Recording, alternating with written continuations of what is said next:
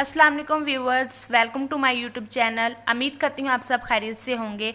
आज का हमारा टॉपिक है no chronological development of situation. Browning's poetry is the poetry of situation. ये वेल्टर पीटर ने कहा है कि ब्राउनिंग की जो पोएट्री है वो सिचुएशंस पोएट्री ऑफ सिचुएशन है।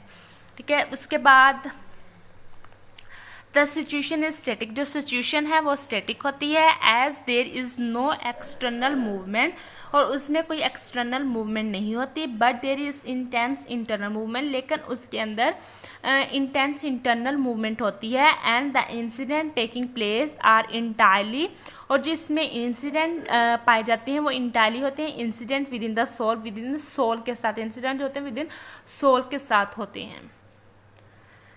There is no chronological sequence of events में कोई क्रोनोलॉजिकल सीक्वेंस नहीं है। नो इंटरलिंकिंग ऑफ इवेंट्स, और ना ही कोई इंटरलिंकिंग इवेंट्स हैं by the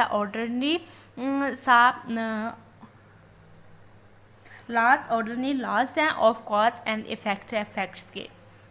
what ever unity there is, unity है यहाँ, it is emotional rather than logic, जो कि इमोशनल है रैदर देन लॉजिक से। As the speaker is placed in a critical situation, जो स्पीकर प्लेस्ड है critical situation में, he induce in a process of self examinations, induce करता है अपने को इस सेल्फ एग्जामिनेशन प्रोसेस में। And in this way the reader get a peep into his soul, और जो रीडर है वो वे है reader get a peep into his soul, अपनी सोल में। उसके बाद इसके मोटिव्स क्या है, his motives and the impact of the critics on his soul are thus highlighted by his own introspections. He is in a mood of self-revelations, for self-revelations के mood, and his thought range freely over the past, present and future. जो इसकी thoughts हैं वो freely over होती हैं past में, present में and future में। It is in this way that the action that is already over and event that has happened in the past are also brought to light as and even when needed. As the speaker's mind swing backward and forward, speaker के mind swing होते हैं वो backward और forward होते हैं, the past and the future, and both telescope in the present moment, और जो दोनों फिर मिलकर पेरिस्कोप करते हैं प्रेजेंट मोमेंट को।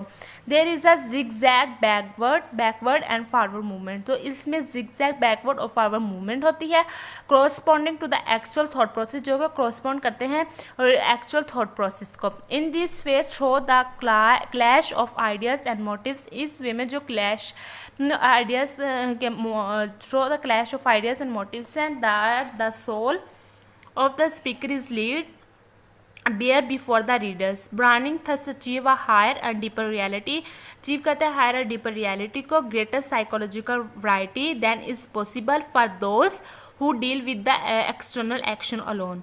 और वो greater psychological variety है देन जो कि possible है उनके लिए जो कि डील करते हैं एक्सटर्नल एक्शन को अलोनली। नेक्स्ट टॉपिक हमारे पास एंड्रा डेल सोलर है।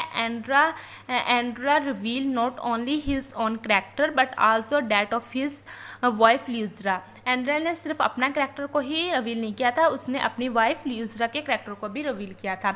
इन my last duchess the duke reveal his own sordid nature, उसने ड्यूक ने अपने सॉर्डिड नेचर को रिवील किया था, as well as the gracious nature of his dead duchess, और उसने अपनी ग्रेशियस नेचर जो उसकी डेड डचेस है उसको भी रिवील किया था। Browning catch his character in a cool moment of guarded self-revelations, and he let us see in their mind the cause and result of previous action. A few other poets have been able to do.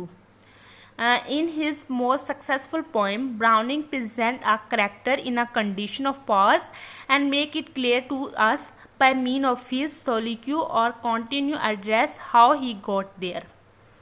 No one has ever given us a picture so full of significant details with such an intimate and convincing self-revelation. उसके बाद है Andrea critical movement.